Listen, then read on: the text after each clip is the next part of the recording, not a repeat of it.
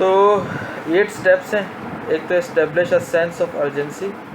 पहले तो हमें ये बताना बहुत ज़रूरी है कि एक लीडर को किसी भी चीज़ की इम्पोर्टेंस बताना बहुत ज़रूरी है। मतलब कि एक लीडर ट्रू लीडर हो ही नहीं सकता जब तक एक किसी भी टास्क की इम्पोर्टेंस वो डिस्क्राइब ना कर सके। और इस इम्पोर्टेंस को डिस्क्राइब करने का मतलब वो उस ज़बान में इम्पोर्टेंस डिस्क्राइब करे जिसमें उसके लोग सुन सकते हों, समझ सकते हों। ऐसा नहीं हो सकता कि वो ऊपर ऊपर से बयान कर दे।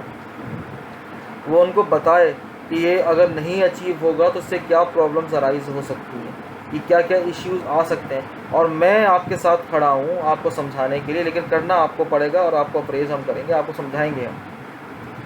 तो ये एक चीज़ें हैं जो एक लीडर को सबसे पहले सेंस ऑफ अर्जेंसी जिसे आप कहते हैं, ये बताना बहुत ज़रूरी है। तो अगर वो सेंस ऑफ अर्जेंसी क्रिएट कर सकेगा तो फिर एक तरीके से लोगों की टीम्स डेवलप करे, कमिटमेंट्स ताकि उसमें डेवलप हो, एक कोएलिशन डेवलप हो, और वो फॉर्म करे एक ऐसी गाइडिंग प्रिंसिपल्स जिस पे वो चीज़ें अचीव की जा सकें। फिर विज़न बना के दे।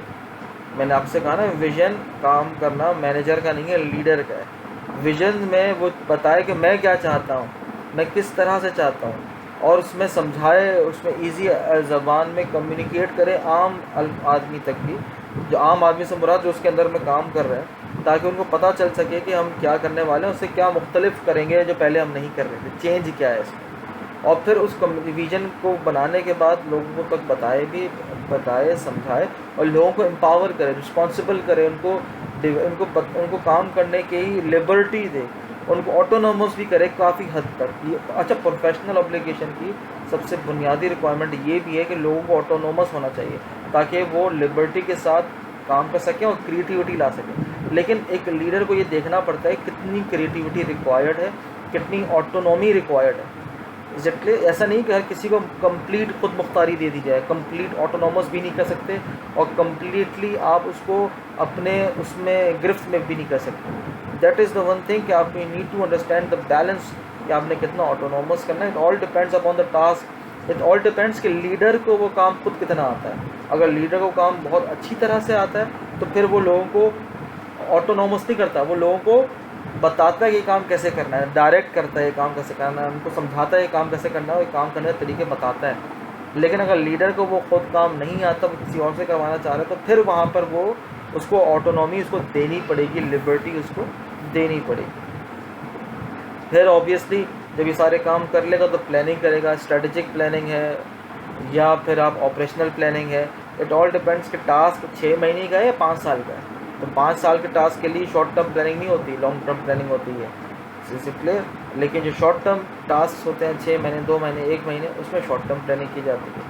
फिर उनको कंसोलिडेट करना पड़ता है कि इम्प्रूवमेंट्स को मॉडिफाई करें, चेक एंड बैलेंस के रिस्पेक्ट से एरर्स जो आए थे उसको रिव्यू करें, क्वालिटी एश्योरेंस के पैरामीटर्स, क्वालिटी कंट्रोल के पैरामीटर्स लगाएं, और फिर आप उसको उस पूरी अप्रोच को लीगलाइज करें, लोगों तक उसको इम्प्लीमेंट करने के और उसको कम्प्लीटली डेवलप करने के तरीक़ों की तरह से उसको इम्प्लीमेंट किया जा सके। तो ये 8 तरीके हैं।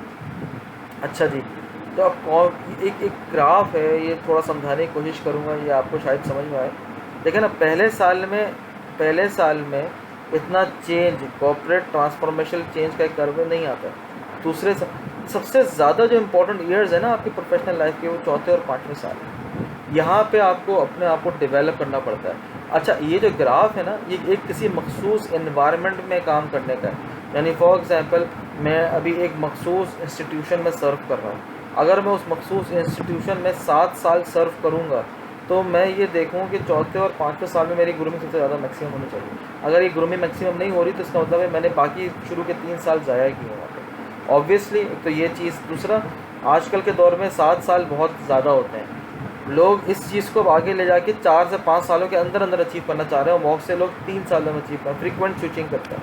लेकिन फ्रीक्वेंट स्विचिंग से ये भी चीज़ सामने आती है कि आपके ऊपर लोगों का ट्रस्ट कम है, या आप लोगों पर ट्रस्ट कम करते हैं, या आप ज़्यादातर उस चीज़ के पीछे जाते हैं कि मटेरियलिस्टिक व्यू पॉइंट के, कोई ज़्यादा पैसे देता है आप पॉइंट स्विच कर जाते हैं। तो इसका मतलब है कि आपके अपने एटीट्यूड के अंदर क्या इंपॉर्टेंट है, आपके अपने एटीट्यूड की लॉयल्टी नहीं है, लॉयल्टी आपकी ऑर्गेनाइजेशन से आती है। ये भी फ्रीक्वेंट स्विचिंग में प्रॉब्लम्स आती हैं। तो एडवाइसेस क्या हैं? Selling through the dense fog in first 6 month, यानी कि आपको पता, जो न्यू लीडर्स हैं उनको बाज़ औक़ात समझ में नहीं आता कि आगे और ये है, चीज़ें क्लियर नहीं होती, मुबहम होती हैं, वेग होती हैं, आपको फॉर इंस्टेंस एकदम के सामने की चीज़ नज़र नहीं आ रही होती। इसमें फिर आपको साथ दूसरों के साथ की ज़रूरत पड़ती है। उसके 7 रूल्स हैं। पहले तो आप लेवरेज दें, जब से पहले एक एंट्री होने से पहले आप ज़रा सोच लें, समझ लें, चीज़ों को असेस कर लें, स्टडी कर लें, यानी शॉर्ट एनालिसिस बना लें। आप शॉर्ट एनालिसिस हम बनाते हैं strength, weaknesses, opportunity and threats. ये एक चार्ट बनता है, इसको कहते हैं स्वॉट एनालिसिस।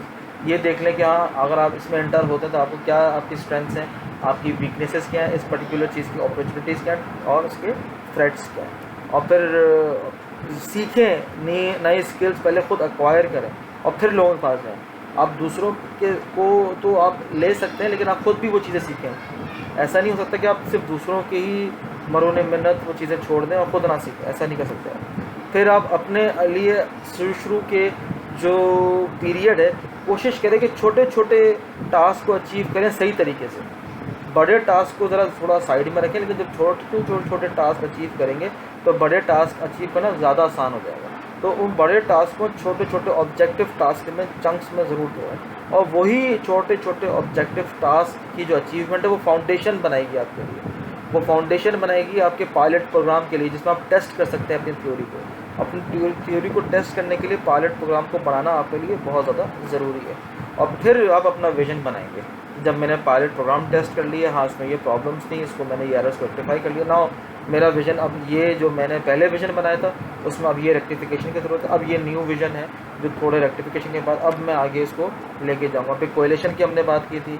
हाँ, सबसे इम्पोर्टेंट है अपना टाइम मैनेज करें, अपने स्ट्रेस को मैनेज करें, अपने इमोशंस को मैनेज करें। ये 3 चीज़ें आजकल के दौर में बहुत इंपॉर्टेंट। टाइम मैनेजमेंट तो था ही था, स्ट्रेस मैनेजमेंट भी था, लेकिन अब इमोशनल मैनेजमेंट भी आपके टास्क में आ चुकी हैं कि आपके जो आपके पर्सनल इमोशंस हैं वो प्रोफेशनल इमोशंस के ऊपर हावी नहीं होने चाहिए। हावी होते हैं लेकिन कंट्रोल करना पड़ेगा आपको। तो ये ट्रांजिशन पिरामिड है। सबसे नीचे क्या है? Learning, visioning, coalition, building. उसके ऊपर क्या है? Securing early wins, laying the foundation, और फिर इसके ऊपर है अचीव प्रायोरिटाइज्ड प्रोजेक्ट्स। अब अगर आपका ये लर्निंग वाला टास्क नहीं आपने किया तो आप देख सकते हैं कि आप मेजर चंक, या आपका कोएलेशन, आपने लोगों से कोएलेशन नहीं किया, आपने लोगों को अपने साथ मिलाया नहीं, या आपका विजन प्रॉब्लमेटिक है, तो ये तो बेसिस है, बुनियाद है जिस पे आपकी पूरी ये बिल्डिंग खड़ी है। तो मेरे ख्याल में ये सब चीज़ें तो हैं इम्पोर्टेंट, लेकिन सबसे इम्पोर्टेंट पैरामीटर है लर्निंग का। इस लर्निंग से विजनिंग है और इस विजनिंग से कोएलेशन। आपको इस लर्निंग के अंदर अपने स्किल सेट को भी इन्हांस करना चाहिए, न्यू स्किल सेट्स को अटेन भी करना चाहिए, और साथ ही साथ अपने पुराने स्किल सेट्स के साथ जो ऑब्सोलीट है उसको ऑब्सोलीट करके आपको देखना पड़ेगा कि आपकी जो अब आने वाला टास्क है उसके लिए क्या करोगे। मेरे नज़दीक ये लर्निंग वाला जो टास्क है, that is the most important and pivotal task. और guidelines for superior leadership, maintain absolute integrity. ये वो लोग हैं जो अब लीडर बन चुके हैं, लेकिन ये इनका आपसे तो कोई डायरेक्ट लिंक नहीं है, लेकिन इंशाअल्लाह ताला आगे आने वाले 10 सालों 15 सालों में आप लोग लीडरशिप बनेंगे, लीडर्स बनेंगे। तो शायद ये 8 चीज़ें आपको उस वक्त याद आएँ कि आपने इंटेग्रिटी को लूज़ नहीं करना, ऑनेस्टी को लूज़ नहीं करना, ट्रस्ट को लूज़ नहीं करना, और साथ ही साथ आपको नॉलेजेबल होना पड़ेगा। हमारे अंदर प्रॉब्लम सबसे बड़ा यही है कि हम नॉलेजेबल नहीं होते, हम पढ़ते नहीं हैं चीज़ों के बारे में। हमें चीज़ों के बारे में पढ़ना बहुत ज़्यादा ज़रूरी है, और चूँकि हम चीज़ों के बारे में नहीं पढ़ेंगे तो हम लोगों को जस्टिफाई नहीं कर सकते। तो बी नॉलेजेबल। आप अपनी चीज़ों के बारे में बताएं कि मेरी एक्सपेक्टेशंस क्या हैं। हाँ, साइलेंटली नहीं बैठें यार, आपको समझ में आ जाना चाहिए था मैं क्या चाहता हूँ, ऐसा नहीं है। आपको बताना पड़ेगा मैं आपसे चाहता क्या हूँ। अगर आपको मैं नहीं बता सकता कि मैं आपसे चाहता क्या हूँ, मतलब मैं खुद नहीं समझता कि मुझे क्या चाहना चाहिए। मैं जब तक खुद नहीं समझ सकता कि व्हाट आर माई रिक्वायरमेंट्स, तो how can I describe my requirements to you as well. तो मैं खुद भी तो ना समझ हुआ ना, एक लीडर ये अफोर्ड नहीं कर सकता। फिर अनकॉमन कमिटमेंट्स से मुराद ये है कि आप अपने तौर पे अनकॉमन कमिटमेंट्स, यानी आप खुद इतने कमिटेड हो कि जो कमिटमेंट आपने खुद नहीं की हुई आप अपने आप से करवाएं और लोगों को करके दिखाएं वो काम। यानी इसको इस तरह समझें कि आप जब एक स्वीपर सुबह 4 बजे ऑफिस आता है तो उसने देखा कि सर बैठे हुए थे, और शाम को 5 बजे जब जाता देखा सर बैठे होते, खुद की ऐसी लेकिन आपने लोगों के ऊपर लाजिम नहीं किया कि उतनी देर तक बैठे, लेकिन खुद आपकी कमिटमेंट ऐसी है कि आप ओवर टाइम दे के बैठ रहे हैं। एक लीडर बहुत ज़्यादा कमिटेड होता है अपने टास्क से, और इसी वजह से वो गेट आउट इन फ्रंट, सबसे आगे निकलता है, लोगों तक आगे जाता है, आगे बढ़ के वो टास्क अचीव कर रहा होता है। आगे बढ़ के जब वो टास्क अचीव करता है तो वो पुल करता है लोगों को, पुश नहीं करता। मैनेजर पुश करता है, लीडर पुल करता है। और जब वो पुल करेगा ना तो पॉजिटिव रिजल्ट्स खुद ब खुद आएंगे। जब पॉजिटिव रिजल्ट्स आएंगे, वो पुल करेगा तो वो लोगों की केयर भी करेगा। और फिर put duty before self interest, that is the most important and the most difficult task, कि put duty before self interest. अपने ज़ाती मफाद से पहले अब अपने काम के बारे में सोचें। अगर एक लीडर अपने ज़ाती मफाद को सोचना शुरू कर देगा तो टीम का तो फिर अल्लाह ही आप होगा। चलिए, तो profiles of a successful leaders, strong drive for responsibility, हमने सारी बातें की हुई हैं लेकिन हम उसको रीड कर लेते हैं one by one. Strong drive for responsibility and task completion, तो ये हो गया। Vigour and persistence in pursuit of goal, यानी कि आपके अंदर जो है वो अच्छा, पेशेंस, परसिवरेंस एंड कमिटमेंट, ये चीज़ें बहुत इम्पोर्टेंट हैं। सब्र व तहम्मुल का आपने लफ्ज़ सुना होगा। तो सब्र मैंने एक दिन कर लिया, अगले दिन नहीं कर रहा, 2 दिन कर लिया, तीसरे दिन नहीं कर लिया, 1 साल कर लिया, चौथे साल नहीं कर रहा। तो सब्र के साथ तहम्मुल बहुत ज़रूरी है, यानी परसिस्टेंट होना पड़ता है तहम्मुल के साथ, यानी आपको मुतअद्दिद बार सब्र करना पड़ता है, तब जाके सब्र का फल मीठा मिलता है। एक दफ़ा सब्र करने से, 2 दफ़ा सब्र करने से कुछ नहीं होता। थोड़ा सब्र करें और अपने आप को अप्लाई करने की कोशिश करें, तो इंशाअल्लाह ताला अल्लाह ताला आपको उसका फल मीठा देगा। इसको कहते हैं सब्र व तहम्मुल। ये एक सक्सेसफुल लीडर की कहानी। एक दफ़ा फेल हो गया, अगली दफ़ा नहीं, मैं नहीं कर सकता। एक दफ़ा फेल, यही वो कहते हैं एडिसन ने 100 दफ़ा बल्ब बनाया, फेल हुआ तो 101 दफ़ा उसे सही बना लिया। तो उसने वही लिखा ना कि I know 100 reasons to how not to make a bulb. तो एक ये चीज़ है कि लीडर कमिटेड होता है, उसको पता है कि मेरा काम सही है लेकिन मैं गलत तरीके से कर रहा हूँ। कमिटमेंट का ये मतलब है। फिर उसको अपने जो ओरिजिनल प्रॉब्लम सॉल्विंग है ना, उसके लिए ज़रा चीज़ों को देखे, समझे और इम्प्लीमेंट करने की कोशिश करे लोकल पब्लिक के साथ, और उसके इनिशिएटिव को ले सोशल सिचुएशन के साथ, एक्सरसाइज करे इनिशिएटिव को, कॉन्फिडेंट हो, पर्सनल आइडेंटिटी उसकी इतनी इम्पोर्टेंट, इतनी ज़्यादा असरअंदाज हो पर्सनल आइडेंटिटी उसकी, कि लोग उसकी तरफ खिंचे चले आए। वो खिंचेंगे कैसे? जब वो खुद कमिटेड होगा। आपकी ज़ाहिरी शक्ल सूरत से कोई नहीं खिंचता, एक हद तक खिंचता है आपकी ज़ाहिरी शक्ल सूरत से।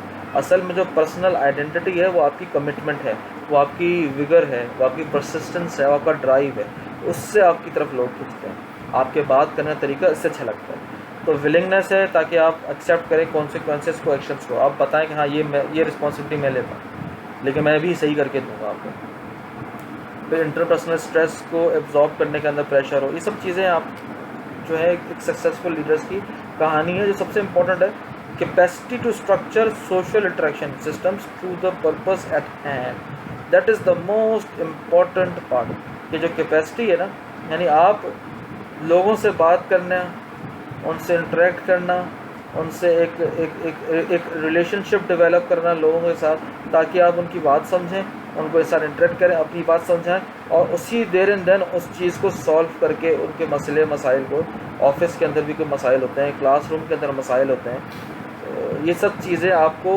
एक साथ बैठ के सॉल्व करके, लोगों को के साथ बैठ के, लीडर को बैठ के साथ सॉल्व करके आगे समझानी चाहिए। यहाँ तक बात क्लियर है बेटा? आवाज़ आ रही है भाईजान? Can you hear me? अच्छा, सॉरी। तो कंक्लूजन क्या है? Engineering managers should pay attention to what? Making decisions under uncertainty, not suffering from paralysis by analysis. ये देखें, जो आपका एनालिसिस है ना, वो आपको पैरालाइज ना कर दे, यानी कि वो आपको मोहताज ना कर दे कि सिर्फ एनालिसिस की हद तक। इसका मतलब आपको अपनी गट फीलिंग, आपकी इंस्टिंक्ट फीलिंग, इंट्यूशन जो आपको आता है, उसको भी इम्पोर्टेंस देना बहुत ज़रूरी है। और मैंने आपको यही बताया था कि आपको intuition, gut feeling, instinct feeling कैसे स्ट्रॉन्ग होगा? जब तक आपके पास नॉलेज ना हो। जब तक आपके पास कमिटमेंट ना हो उस चीज़ के लिए, जब तक आपने उस चीज़ के बारे में पढ़ा ना हो या आपने कहीं इसको इम्प्लीमेंट ना किया हो। अगर नई चीज़, अगर कोई न्यू टेक्नोलॉजी भी है, न्यू चीज़ भी है, लेकिन उसके लिए जब तक आपका कमिटमेंट स्ट्रांग नहीं होगा, आपको गट फीलिंग कभी नहीं आएगी। गट फीलिंग आने के लिए बहुत ज़्यादा ज़रूरी है। मोटिवेट करें इंजीनियर्स को विद प्रॉपर मोटिवेटर्स, ये भी इम्पोर्टेंट है।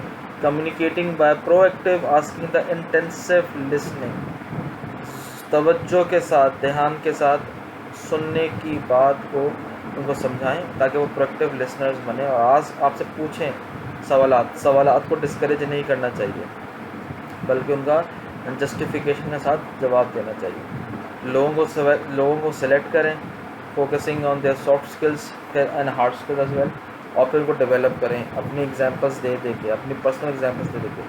पर्सनल एग्जांपल्स से बाज़ औक़ात हम देखते हैं ना, मुंह से दे रहे होते हैं, नहीं करके दिखाना, that is the most important. ये रेफरेंस है।